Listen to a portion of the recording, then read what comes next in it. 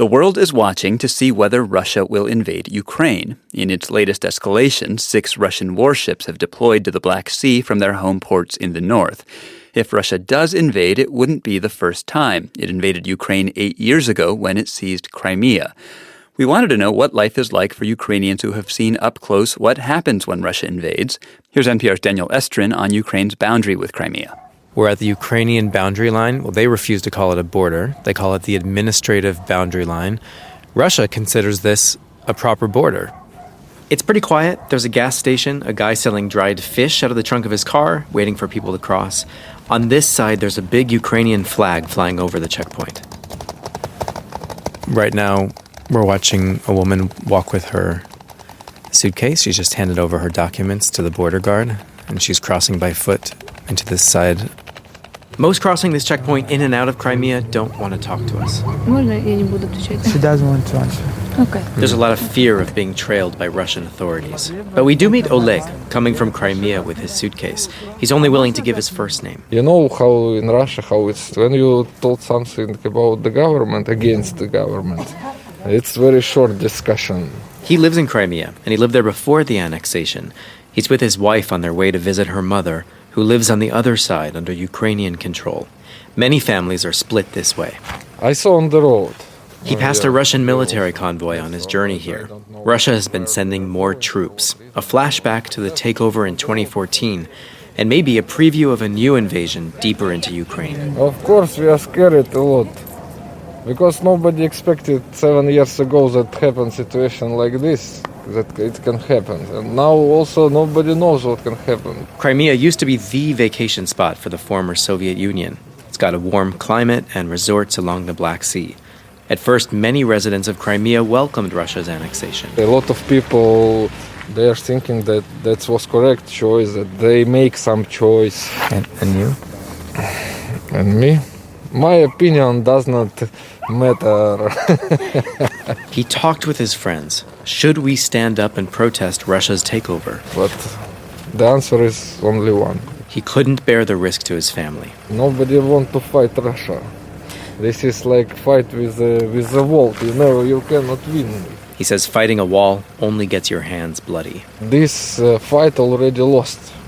The war not finished. The war is not lost. It's a war for the hearts and minds of Ukrainians. Should Ukraine stick with the West and distance itself from its Russian neighbor? Or would it just be easier to give in to a Russian bear hug? We drive half an hour up the Ukrainian coastline to the seaside town of Henichsk. U.S. officials say Russian warships could seize Ukrainian ports on these shores. We walk along the sea, where we meet Yelena Kornienko, strolling with her daughter and grandson. We can see that more Ukrainian military troops are coming. They're patrolling the city, they're patrolling the sea, and we feel their protection. The headline in the town newspaper that day reads, "The town port could be turned into a military port." Kornienko looks out to the water and pauses.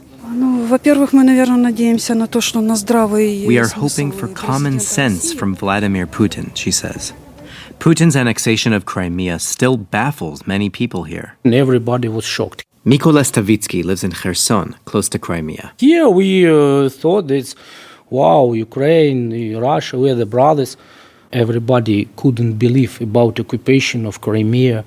In that moment, we understood first time maybe that we are Ukrainians. A common enemy helped solidify Ukrainian civil identity. Stavitsky is half Russian, but after 2014, he became a combat soldier fighting Russian-backed separatists in the east. He was in the trenches with Ukrainians of different backgrounds, soldiers who didn't have much in common.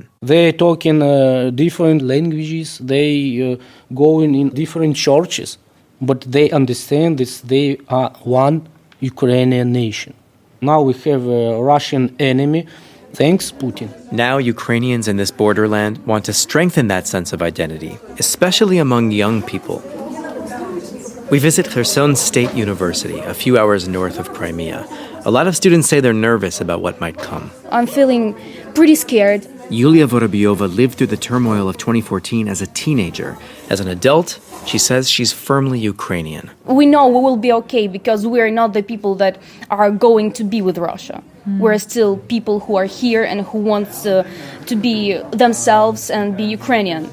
Kids here have grown up next to Russia, but 22-year-old Vitaly Shudov says that doesn't confuse him at all. Right now, youth, use internet, and they know what's going on in the world, I think. So I have friends in Russia, and they're nice people.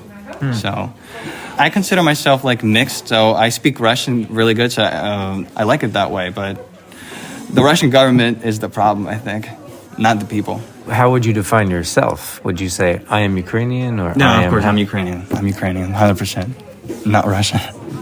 This borderland between Ukraine and Russia has been sort of a gray zone, where cultures and identities have been fluid. But now national identity is solidifying, and as the potential of a new Russian invasion looms, this boundary is getting stronger too. Daniel Estrin, NPR News, Kherson, Ukraine.